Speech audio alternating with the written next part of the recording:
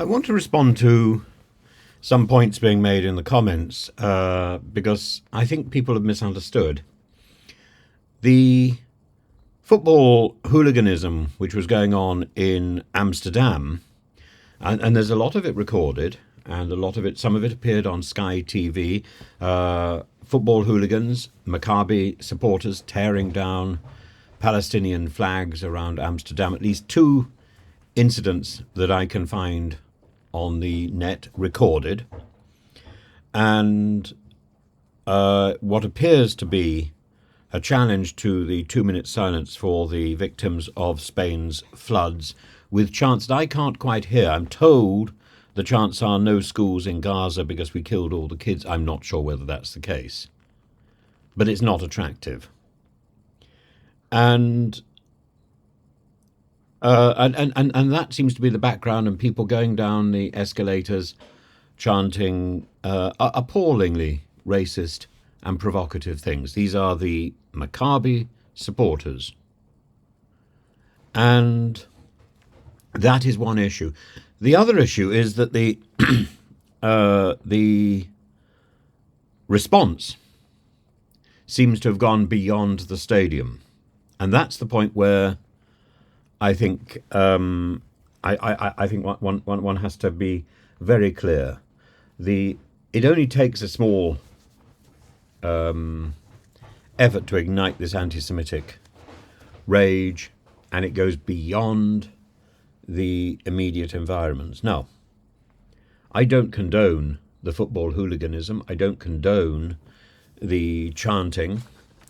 I don't think Ursula von der Leyen is wrong in saying that we should fight against all forms of hatred. But I think she needs to be aware that this needs to go beyond the immediate vicinity.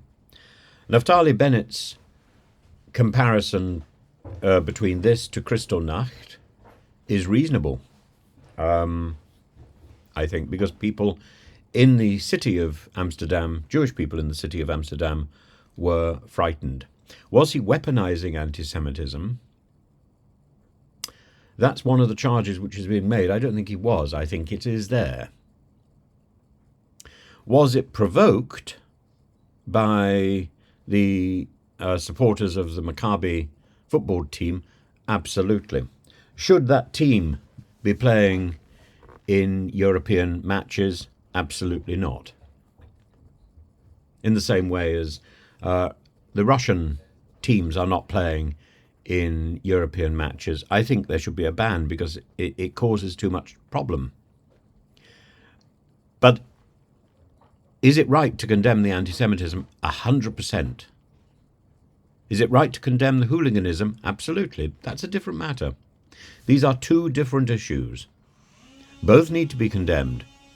And I've looked at the footage, and I'm fully aware of the provocation which may be interpreted, and the hooliganism which is demonstrable.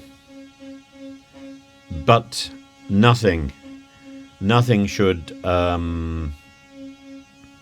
excuse the terrorization of Jewish families in their own homes and in the street, particularly people who have nothing to do with this football nonsense.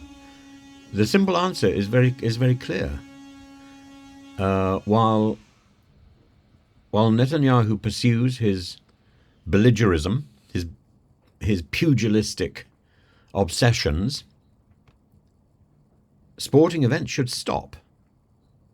International camaraderie cannot exist because the Israeli government has gone beyond the bounds of what is a civilized form of self-defense.